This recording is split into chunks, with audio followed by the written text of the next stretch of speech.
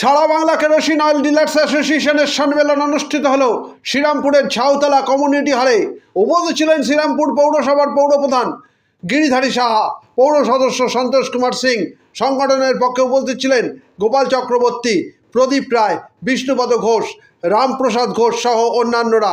সম্মেলনের মধ্যে দিয়ে 8 দফা দাবি তুলে ধরা হয়। জেলার বিভিন্ন প্রান্ত থেকে কেরোসিন অয়েল ডিলাররা উপস্থিত ছিলেন। পরে আজকের অনুষ্ঠান সম্পর্কে জানান আহ্বায়ক প্রদীপ রায়। শ্রীরামপুর থেকে প্রবীণ ঘোষালের রিপোর্ট। জায়গা ছিল কেরোসিন তেলটা খুব কম দামে কেরোসিন তেল বিক্রি হতো। এর আগে একটা সিস্টেম ছিল ভর্তুকি দিত কেন্দ্রীয় সরকার পেট্রোল এবং ডিজেল।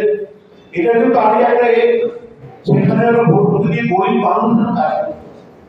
পরবর্তীকালে আমরা দেখেছি কেন্দ্রীয় সরকার ডিজেল এবং পেট্রোলের ক্ষেত্রে আপনার ভর্তুকি বন্ধ করে দিল। যদি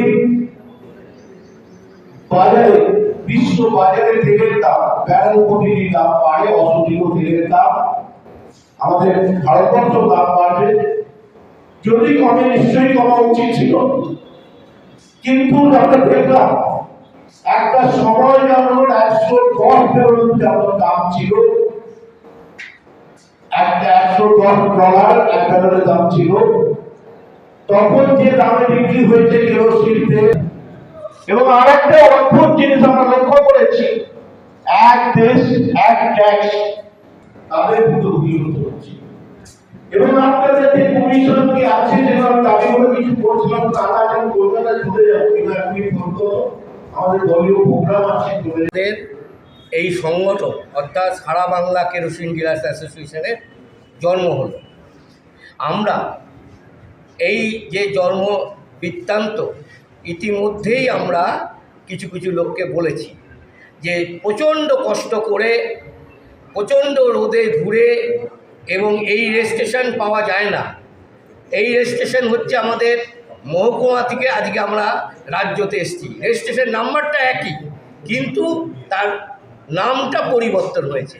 যেরকম ছিল আগে হুগলি জেলা কেরোসিন ডিলার্স অ্যাসোসিয়েশন, আজকে তৈরি করেছি আমরা সারা রাজ্য কেরোসিন ডিলার্স অ্যাসোসিয়েশন, এই সারা বাংলা কেরোসিন ডিলার্স অ্যাসোসিয়েশন। তাই আমরা আজকে তৈরি করে সমস্ত জায়গায় আমরা আহ্বান করেছি, কি এমআর ডিলার, কি রেশন ডিলার, আর যারা খুচরো আমরা কেরোসিন তেল বিক্রি করি, প্রত্যেকেই কাছে আমরা আবেদন করেছিলাম হুগলি জেলার পক্ষ থেকে যে আসুন আপনারা সবাইকে নিয়ে আমরা একটা নতুন সংগঠন করি।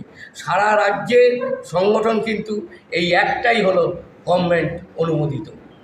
এবং আমরা এটাই বলতে চাইছি আজকে যে যে দাবিগুলো আমরা পারিনি, জেলাগতভাবে লড়াই হয়েছে কিন্তু আমরা আদায় করতে পারিনি।